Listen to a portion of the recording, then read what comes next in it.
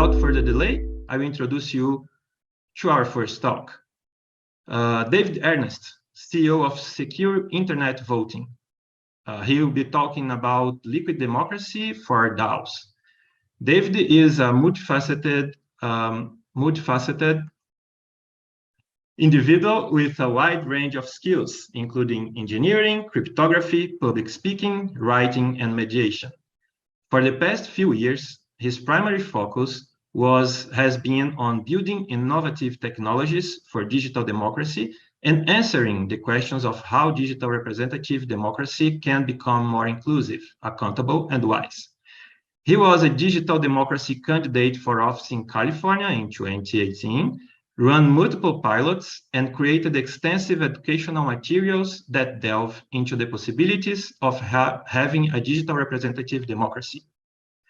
Through his work, he aims to empower individuals to choose their own personal representatives, thereby increasing the system's effectiveness and accountability. David has also advised a number of startup nations on innovative governance opportunities. So, David, please, the floor is yours. Thank you very much for the introduction. Today, I'm going to talk about how we can get smarter governance and smarter democracy. The title of this talk is Liquid Democracy and DAOs. And just for context, for anyone that's not familiar, DAOs are blockchain-enabled, decentralized, autonomous organizations. And these governance issues are extremely relevant to the problems DAOs have been facing, like Ben was talking about in the keynote. And because DAOs are usually more experimental and flexible and forward-thinking communities, they're uniquely suited to really lead and innovate here. But in fact, these problems apply far more widely. Really anything that involves lots of people trying to work together, including our trillion-dollar national public governments and smaller organizations, are all facing similar issues. That's just to say, if you're not a DAO person, don't worry. I still think this talk will be useful for you. So just a little background about me. Since 2016, I've been focusing on this issue of enabling much smarter and more accountable digital democracy built for the internet age and all the many sub-problems that entails. I'm the founder and CEO of an organization called SIV, SIV.org, which stands for Secure Internet Voting. We make extremely strong yet very fast and easy to use digital voting software. It's based off of security that was originally designed for securing nuclear weapons and automates a lot of very powerful cryptography under the hood. We made it firstly to be strong enough for governments and public elections, but also supports lots of other use cases too. And just to give you some context, last week we ran a project for better ways to do ranked choice voting, better voting methods that can give people more options. That's already included over 25,000 people who cast over 2 million individual decisions, which had shockingly good results. People were really enthusiastic about it so far. Tomorrow, we're running a private election with a state government that will include about 3,000 top party leaders, including a governor, a top presidential candidate, senators, and many others. Next week, we're running an online participatory budgeting pilot in New York City in partnership with local officials and the Radical Exchange Foundation. It's for thousands of everyday people living in Harlem, New York City, to weigh in on how to spend a few $1 million in public funds. This pilot uses this rather new mechanism called quadratic voting. To be honest, I'm a little nervous about this last one, but we'll see. So all that's to say, for better or worse, I've been living and breathing this sort of stuff for many years now. So I want to take a step back now and just highlight the central goals of good governance. The first is about legitimacy, aka a fair process, hopefully inclusive. This is like the idea of consent of the governed.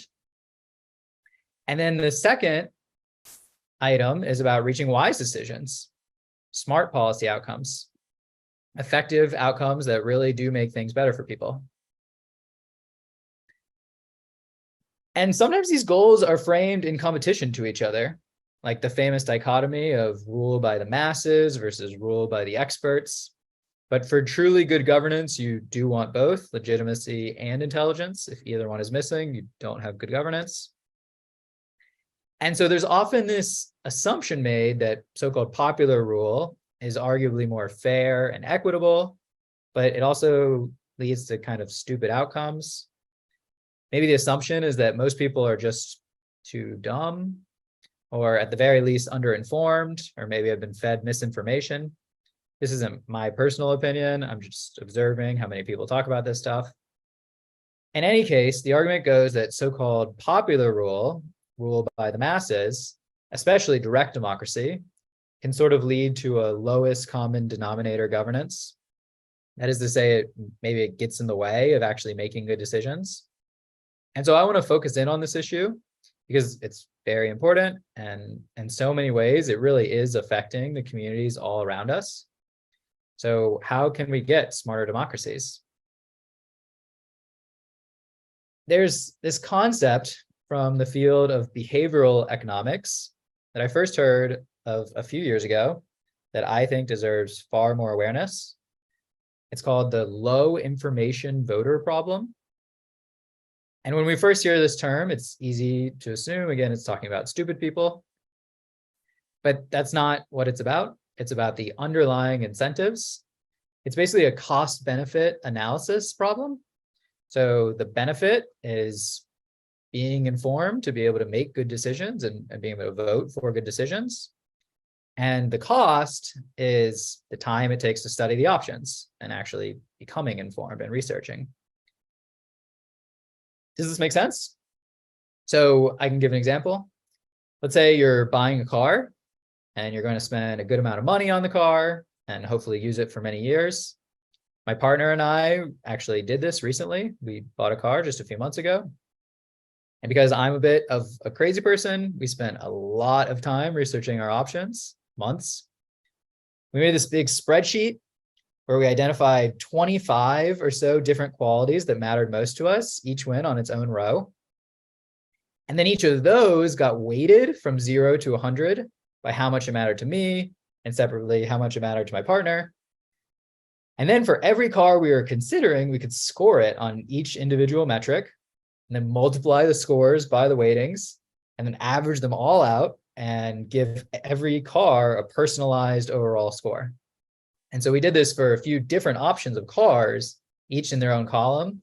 So it was just this giant matrix of analyzing our options. And it did take quite some time, weeks. But in the end, we were actually super happy with our decision. It was a good process for us, for what we were looking for. And now we have a lot of fun with our car.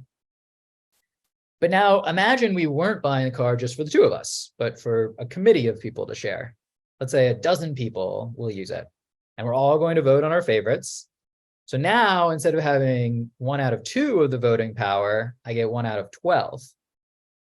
Would I still have wanted to take weeks researching options, trying to figure out which outcome I thought was best? The core issue is that the cost to research stays relatively fixed, but the benefit for being informed gets diluted. I might be just as informed, but if the other 11 out of 12 voters aren't, my research isn't making nearly as much of a difference. The 11 out of 12 will still cast a stupid vote. Now, of course, we can sort of share research and help inform each other, and that's good and useful. But that only goes so far, and now it introduces these questions. We have to ask who's trustworthy, who's actually aligned with my values. And unfortunately, the underlying problem just gets worse and worse with scale. So what if instead of being 1 in 12 voters, you're 1 in 1,000 or 1 in 1,000,000, like in a city? And so the benefit for being informed is just getting smaller and smaller. It's getting diluted down and down. That cost is staying fixed, but the benefit of actually voting for a good decision is only having a very marginal impact if you've actually researched the thing. And so I want to just pause here because this is a really significant result, and I don't hear almost anyone else almost ever talk about it. And it's really at the heart of all of these democratic governance decisions and processes that we're working on together.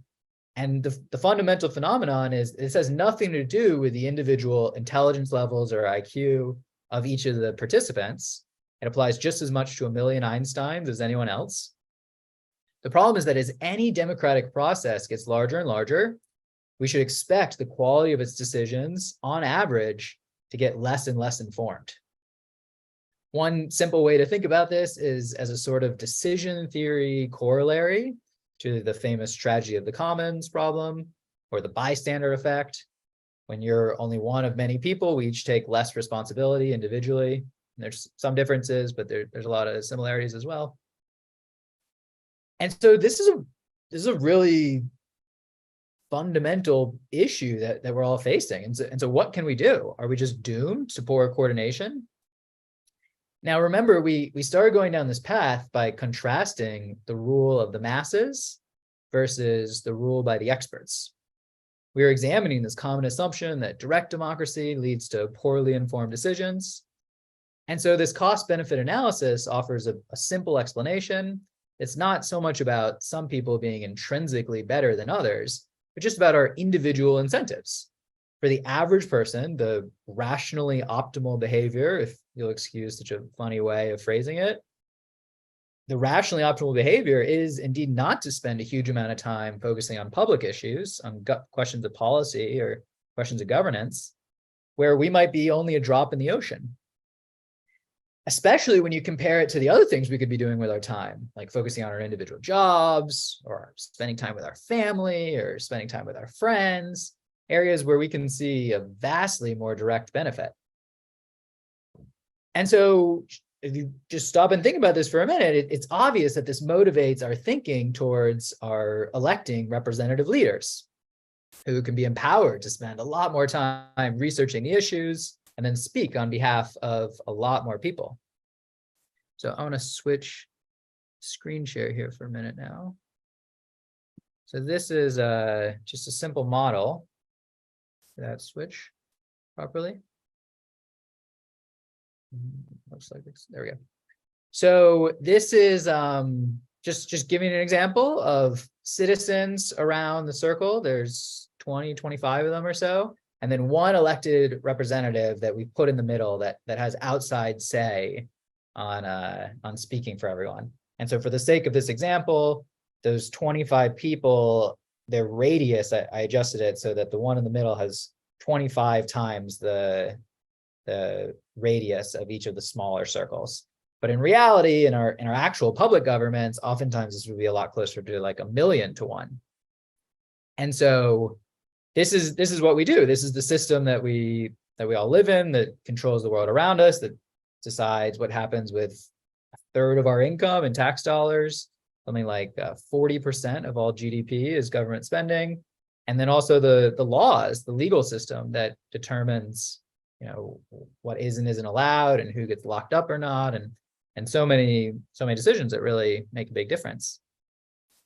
And so in many ways, this can be seen as an improvement, because now that one person in the middle has been empowered to actually study and research the issues. And hopefully there was a good process that, we made a good choice in selecting people who are really qualified. And so we can ask, like, what problems do we see here? And there are problems here. I can simulate some votes, and you can just see on any, this is just to say, given some random issue, let's say we could be considering, should we go this way or should we go this way, representing the green and the red, yay or nay. And so this is just an example, sometimes, some people are on this decision or some people are on that decision. Sometimes you kind of have the reverse. You actually have popular support will be on one direction, but it doesn't really matter, because once you've elected this one leader, you've centralized all this power in the hands of these leaders. They can just overrule. Maybe they get put out of office a few years later, 6 years later in the case of a senator, but oftentimes not. They usually have very high re-election rates. But I don't even want to focus on these it does introduce these accountability issues. Again, getting back to that dichotomy of so-called experts and elites versus the people. But there's another issue. And is it obvious to you? Can you see what that issue is? Just pause to see if it's clear or not. The problem is that we still take a direct vote on deciding who should be the person in the middle of this graph. We all go on election day and we all cast a vote, one person, one vote, in a direct sort of way to elect that single leader. And so we're trying to get out of these problems, but we're just right back into the same situation of, well, I'm just one out of a million constituents, or even more in the case of a senator. I live in California. I think we have 25 million voters and 2 senators. So if you were to assume that each senator is representing something like 12 million people, they're at large. It's not exactly like that, but it's just for the average person, like how likely can you really expect them to even research these people and research these candidates? And so you see this problem very clearly in the world. If you just ask people, what do you think of your congressional representatives or your city council representatives, or at any level, and the vast majority of people don't even know who their city council representatives are. And so we're attempting to have good representation, but it's clear that we obviously don't have it if you don't even know who your representative is. I mean, they definitely don't know your name, but you don't even know their name. I mean, that's obviously a problem. And so I just want to contrast this with another way of doing things that is now technologically possible. This only really became possible in the last few years, thanks to powerful internet-enabled technology in our pockets. But we could have much more of a network-based representative system. Sometimes this is called liquid democracy. I'm actually not as big of a fan of that term, even though I've been saying it for many years, because people contrast that with representative democracy. They think it's opposed to representative democracy, but this is just more representative. I think of this as decentralized representative democracy, as opposed to electoral representative democracy. So we're just improving our representation. And so in this model, you can still have a representative. The idea is each last person you kind of get the best of both worlds. So you can vote directly on any policy and you count as one person, but then you also do pick representatives ahead of time and they become like your backup. And so whenever you don't vote, whenever you don't weigh in on a particular decision, you've already empowered a representative for you.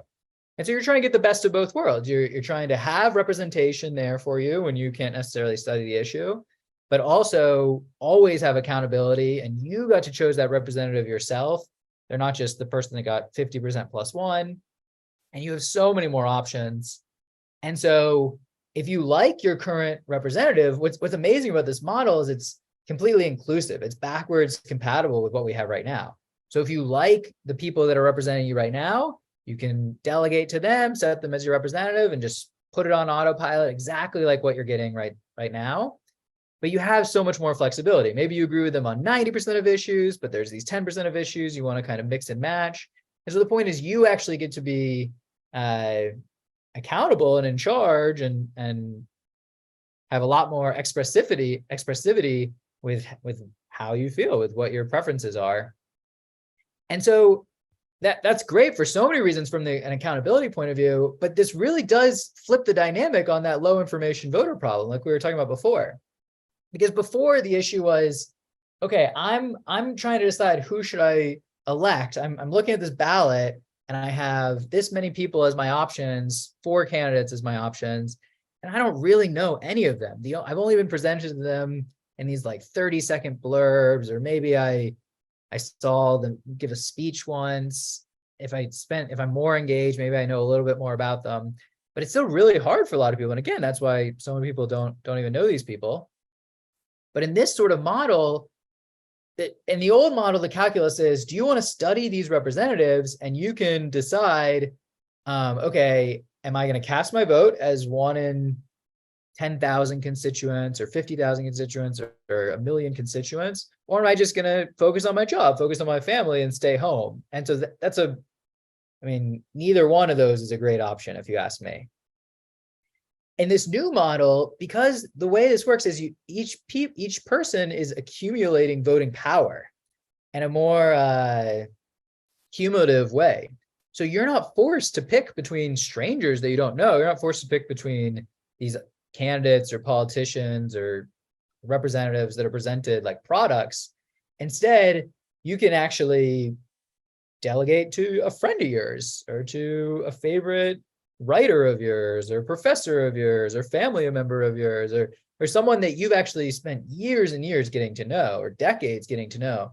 And so just the difficulty of making that decision becomes much, much easier. Just looking at it simply as an information problem, it becomes much easier to make decisions in a system like this. And you still have that safety of like, okay, well, I trust Jeffrey. Jeffrey trusts Caroline on this particular issue. Caroline trusts Alexis, and you can always see up. So if you're not comfortable with that decision, you can always take back and override on the way down. And so the point is now the calculus shifts from, okay, I can weigh in, looking again at this cost benefit analysis, I can weigh in as 1 in a million people. But if I don't weigh in, I'm still empowering these people who I've already trusted. And so it's just a much less pressure to have to make the right decision. And as more and more people are pooling, as if nobody's weighing in on this issue, then it comes to Alexis, and Alexis is now commanding 13 votes in this example. And so now they actually, they're not just one in a million people, now they're actually casting a lot more voting power. And so now that calculus, that cost benefit analysis can get back in a more healthy balance. And so my proposal, what I'm suggesting is that we have this fundamental problem of the low information voter problem.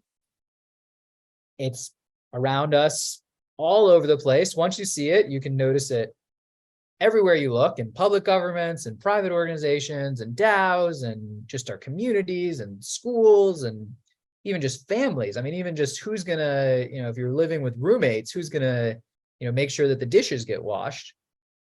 And so having this more flexible mechanism allows us to empower leaders while still having accountability and make the decision really easy for individuals.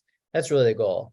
And so not only can we have more accountability, but just going back to, again, to our model of what makes good governance, we can actually have intelligence as well. And so that's one of the really exciting things about this model. And again, it's really inclusive. So there's lots of other ideas for good governance, like using random citizen assemblies and sortition, and using artificial intelligence that understands your preferences and can represent you well. And there's some people that understand market-based mechanism, like using prediction markets and what's called futarchy, and all sorts of other ideas. And what's really great about this model is it's kind of like a base layer that allows you as an individual, you have a marketplace of options. So someone sets up a particular sortition system, but there's all sorts of parameters and like how exactly it runs. You can choose to be represented by the one that you feel is the best, that represents you best. That's what's really powerful about this model. It's relatively simple to set up. There are all sorts of other technical problems underlying it. Just for the sake of time, I'm not going into them today, but we can have a much better world. And so I would love to see a lot more experimentation with these models. There've been a number of experiments going back for years. There's all sorts of ways that you can evaluate them, but the more the merrier. And DAOs are really exciting because they have, again, so much flexibility, and they are facing these issues with very low participation rates. And so, yeah, that's a high level overview of what I want to talk about today. Thank you very much. Okay, David, very instructive talk. Of course, amazingly interesting as well. And I also like it very much to see your simulation when we can see properly what goes on with all this theory that is behind it. Definitely something remarkable. Congratulations about the presentation. I would love to understand from you, and I'm gonna to concatenate here a question that we had in the chat with my own question. What are the hurdles to overcome this current situation in order to implement the liquid democracy, or since you are not fan of this terminology, we can call it democracy 3.0 as well? would be something similar, right? Yeah. And how people can contribute and make it happen, to support this to happen. Yeah. Great question. So the really powerful thing that got me excited about these ideas 7 years ago now was I was introduced to this approach of doing it where you have using this in public governance and settings like DAOs. You can just start experimenting with them right now, and there have been some experiments, and there's some people test them out inside corporations, within political parties. So that's all great. I personally see the really big benefit in public governments for the simple reason of just I'm paying a lot of money in taxes every day in income. And so if I'm spending a third of my income on taxes, that means a third of the week I'm actually working for the government. So I would like the government to represent me as well as possible and work as effectively as possible. And again, it's just the estimate. So you add up all the spending, it's 40% of GDP is government spending. And so it's really easy. There's so many people that say, what can I do? I'm just one person. But just like in the US alone, it's I think $4 trillion a year. And so if you can improve that by 1%, that's $40 billion of better allocated funding every single year. And I think our opportunity to improve things is radically higher than 1% efficiency gain. So that's the really hard thing. I mean, this is the hardest mode is in public governments. There are some technical problems and then there's some political problems. The technical problems, there's like implementation details of like the specifics of the algorithm. It's relatively simple.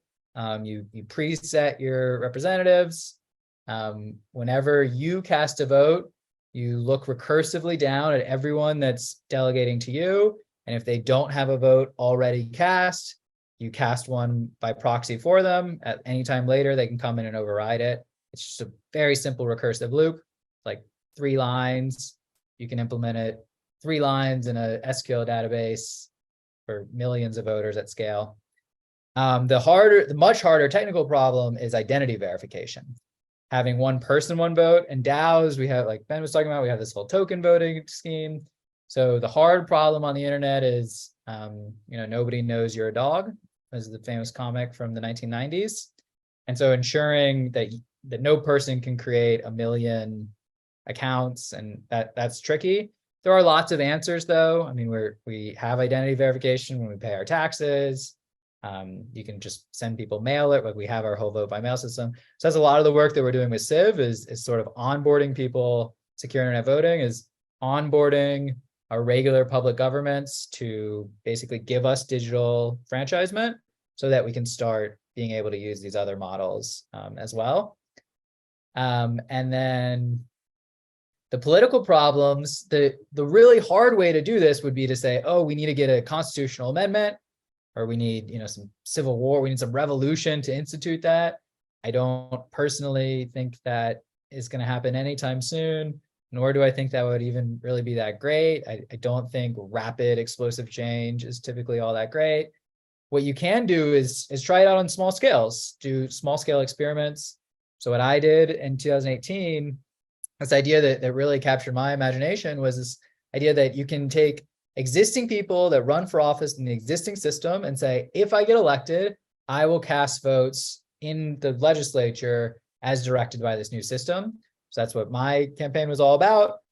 I pledged there are 80 members of the California Assembly. I was running for one of the seats. If I got elected, one of them would become this internet age representative model. The other 79 stay exactly the way they are. What's amazing about that is then you just need to win that single race, which lots of people are winning electoral races all the time. It contains the possible downside risk far more. Even if the whole internet goes down, there's lots of times that elected representatives are out in the hospital for weeks or even months at a time. And so then if it goes well, then you can expand to 2 seats and then 3 seats. And so starting at the smallest scale possible and moving up, I think that's really the path. Yeah.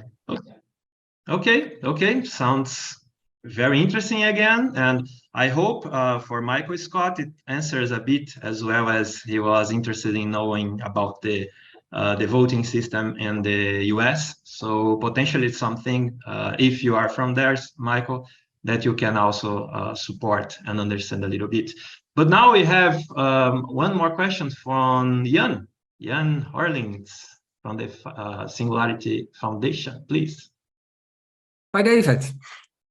It was a great talk, and you explain it in very clear way, and very important for all of us here, liquid democracy, even if you don't like the term. But I wonder about, well, two quick questions, and then a larger question, if we have time for that. So first question is, do you expect people to choose one representative for everything, or can they choose a representative for legal stuff and a representative for financial stuff, and so on and so on, and social? And yeah. So I just take the last question. I would argue that if you had just one representative, it would still be an improvement over the status quo, where we only have one representative. And so that's already a big improvement. And once you get things digital, you can start getting far more sophisticated and fancy.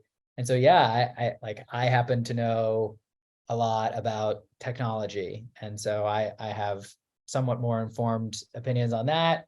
I know very little about healthcare and healthcare policy, but I have a very close friend that's a doctor. And so I would love to be able to, trade and exchange our representation on something like that.